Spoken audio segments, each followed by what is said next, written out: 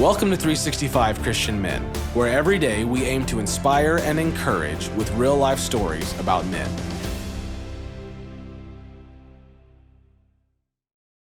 July 22nd, Desmond Tutu. Desmond Tutu went to a segregated and underfunded all-black school in South Africa, where he excelled, by the way.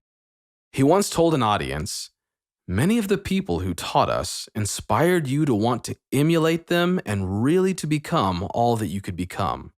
They gave you the impression that, even with all of the obstacles in your way, you can reach out to the stars." Well, Desmond reached for himself and for others, and he fought so hard against the evil discrimination of apartheid that he was eventually awarded the Nobel Peace Prize. Small acts of justice can inspire large acts of change. Desmond Tutu was a young man when he received permission from the South African government to study theology in London.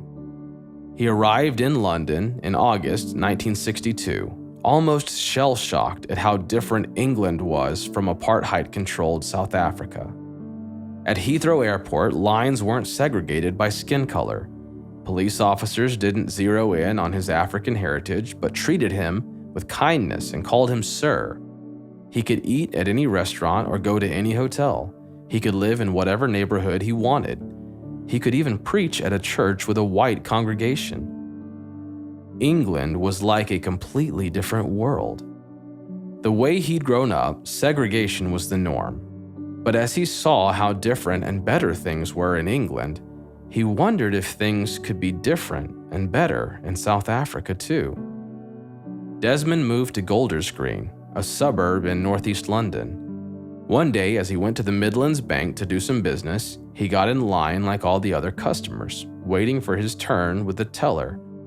But as his turn came up next, a man rushed to the counter in a hurry, cutting in line so he could go next. Desmond didn't blink or get angry, because that was the norm back home in South Africa. White men could cut the line without question. Instead, he stepped back, letting the man go in front of him. But the teller saw what had happened, and instead of waiting on the man who cut the line, she scolded him. Her eyes remained on the man, and her voice was firm yet polite. She apologized that the man would have to wait longer, but reminded him that Desmond was next. Her finger pointed at Desmond, and she waited until the man who cut the line had left and went to the spot where he was supposed to be in. When he did, the teller went on to wait on her customers. But as Desmond watched the scene unfold, he stood there shocked and amazed. Such displays of fairness weren't heard of under apartheid. Desmond almost didn't know what it was like to see true justice be done, whether big or small.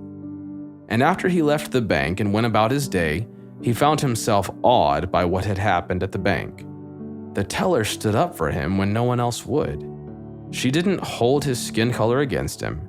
She saw that he was a man just like the other men there, and he deserved to be treated equally and fair like any other customer.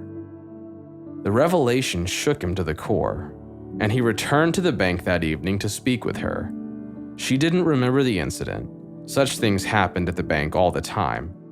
But he told her how much it changed his life, and even decades afterwards, her show of justice was one of the big stepping stones for Desmond in becoming an activist for justice himself. He would promote fairness and equality back in South Africa and other parts of the world. He would make sure anyone suffering under apartheid or inequality knew that they deserved to be treated fairly too. In God's eyes, he was a man just like any other. The teller reminded him of that, and he was determined to remind others that too. Good will come to those who are generous and lend freely, who conduct their affairs with justice. Psalm 112, verse 5. Change is only possible if people speak up. Small acts of justice can inspire large acts of change. Thank you for listening to today's story. Every day of the year, our hope is to inspire you with real-life stories of faithful men who have gone before us.